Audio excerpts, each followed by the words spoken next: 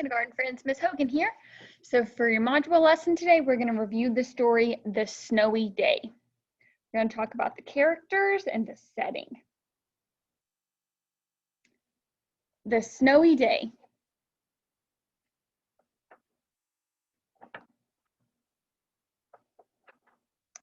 One morning, Peter woke up and looked out the window. Snow had fallen during the night. It covered everything as far as he could see. After breakfast, he put on his snowsuit and ran outside. The snow was piled up very high along the street to make a path for walking. So we see the snow has been moved out of the street so that people can walk. Crunch, crunch, crunch, his feet sank into the snow. He walked with his toes pointed out, like this. Then he walked with his toes pointing in, like that.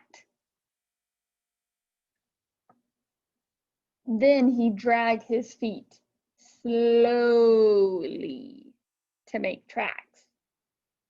Then he found something sticking out of the snow that made a new track. I wonder what he found.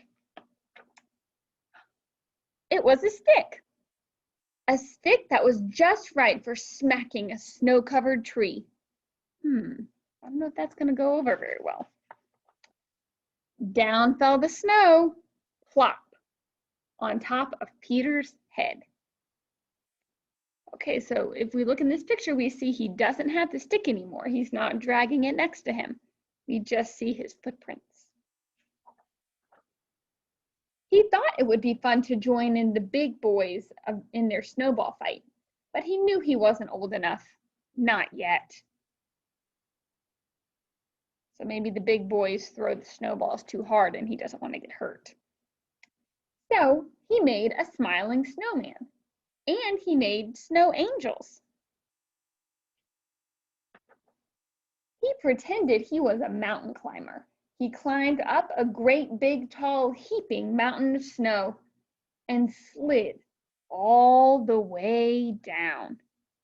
So he climbed up, slid down. That looks fun. That's what I would want to do in the snow. He picked up a handful of snow and another and still another. He packed it round and firm and put the snowball in his pocket for tomorrow.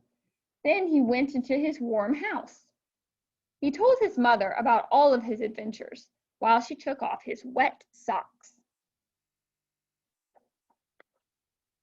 And he thought and thought and thought about them. So he's thinking about his adventures while he's getting cleaned up in the bathtub. Before he got into bed, he looked in his pocket. The pocket was empty. The snowball wasn't there. He felt very sad. So what happened to the snowball? It was really cold outside, and then he brought it inside and it disappeared. You know, probably melted because it's warm inside, and that made the snowball melt. Oh, poor Peter's sad. While he slept, he dreamed that the sun had melted all the snow away. But when he woke up, his dream was gone. The snow was still everywhere. New snow was falling. After breakfast, he called to his friend from across the hall, and they went out together in the deep, deep snow. The end. Okay, friends, so let's think. Who is the main character in that story? What's his name? Peter.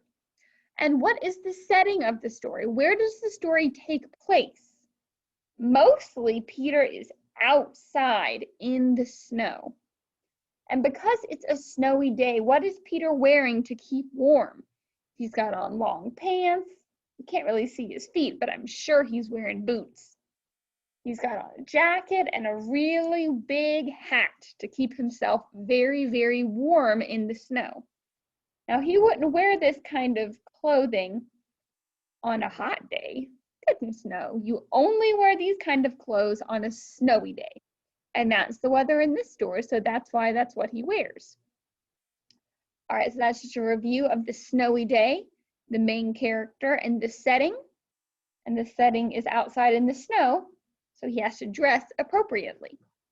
All right, friends, good job listening to this story. It's such a fun one.